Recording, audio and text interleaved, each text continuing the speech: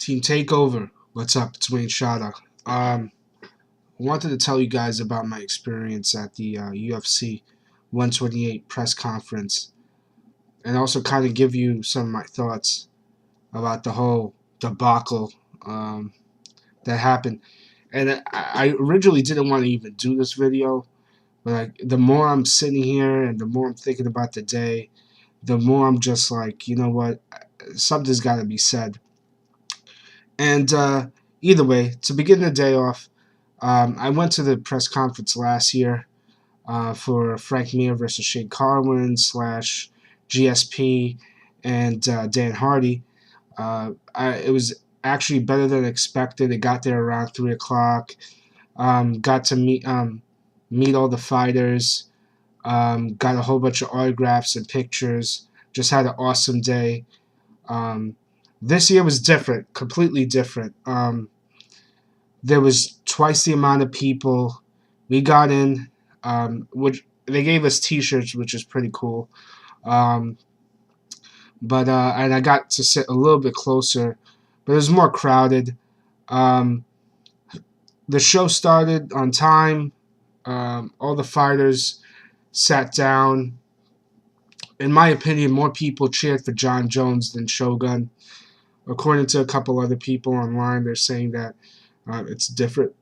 But I don't know. I thought there were more John Jones fans there. But getting back to that, we sat down. I sat down actually near John Jones. I messed up. I should have gone to the other side. But either way, I don't even know what to say. You know, the more people talk about it, the more it angers me. The fact that they really are behind John Jones. I think I was maybe one of like 10 Shogun fans. In my section, it was mostly all John Jones fans. It was pretty crazy as far as like the press conference. I'm speechless, and I'll tell you why. Normally with these press conferences, they have a Q&A session for the press, and then there's some Q&A for the fans. The fan one is usually about half an hour to an hour. And I purposely sat up front so I could talk to Dana White because I wanted to confront him on behalf of Team Takeover about this Fedor situation. And I really wanted to ask him whether or not he was going to actually co-promote or do the super fight between him and Brock. Man, was I sadly mistaken, and it wasn't even his fault. I don't know why, but people think that if they just walk up to Dana White, they should just ask him for tickets. And it gets ridiculous. It really does. How pathetic of a man are you to go up online for a Q&A session and just beg for tickets? I mean, really, do you honestly expect Dana White to give you UFC tickets? If you can't afford UFC tickets that happen in this area, you may buy UFC tickets for New York City, the city area, once a year. If you can't muster up that amount of money in time through StubHub or eBay or Craigslist or just buying it through the website, please don't watch MMA because it's ridiculous.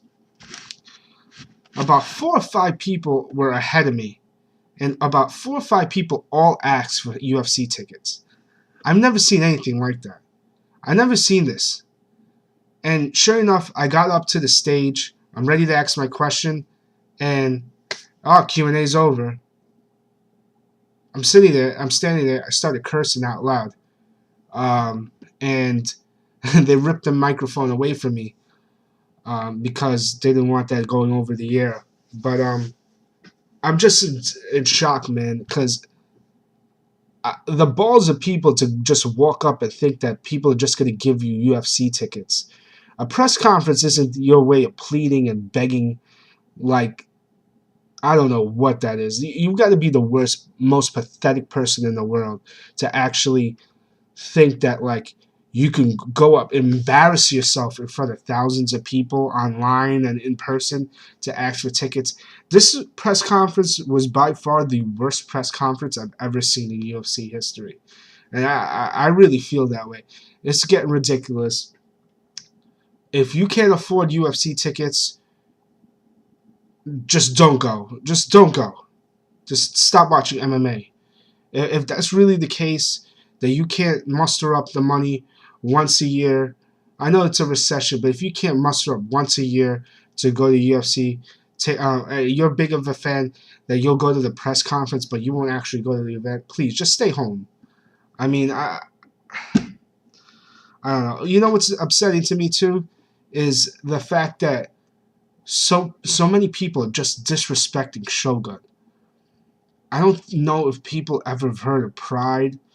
And I've been debating time over time with my friend Joey Gallo, and I'm talking to Joey because we were looking over the betting lines for this fight, and it's like 2-1 odds on John Jones, and we couldn't think of like the reasoning behind it. Does nobody realize who Shogun is? Does nobody realize that man is quite possibly the greatest light heavyweight of all time? For 10 years, the man was fighting the best of the best. I mean, it's ridiculous that anybody is counting this guy out. Does anybody else realize that John Jones he hasn't beat anybody worth mentioning?